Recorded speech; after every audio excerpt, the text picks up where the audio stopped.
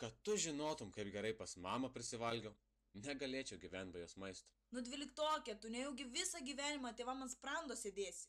Tavo mintis vien tik apie maistą. Na ką žinau, nesugalvoju kur stoti, kokią profesiją pasirinkti. Man primtiniausias tik ATI. Ką manai? Na ką žinau, gal ir nebloga mintis. Džiugu, jog mastai apie univerą.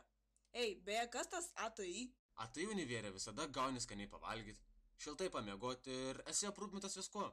O univeras pavadinimu amžini tėvų išlaikytiniai. Ne visprotis, o jau maniau, kad proto įgavai. Na žinau, blogai mąstau, vis ruošiuosi, bet neprisirašiu pasidomėti studijom. Neturiu laiko knistis internete ir ieškoti banalių info. Argi negirdėjai, kad MVO krantas rengia paskaitų ciklą, mokyklą baigiau, o kas toliau? Nueik į Maksimos bibliotekoje 2 valandą vykstančią paskaitą. Sužinok daugiau apie profesijas ir atrask savo svajonių darbą. Nieko geriau nereikia. Viską sužinosi iš pirmų lūpų, galėsi asmeniškai paklausti, kas tave domina. Rimtai tu čia? Žiauriai gera idėja. Tikriausiai pirmą kartą iš tavęs girdžiu kažką protingo ir sumanaus. Liurbitu, tai kogi lauki, nueik ir sužinok daugiau.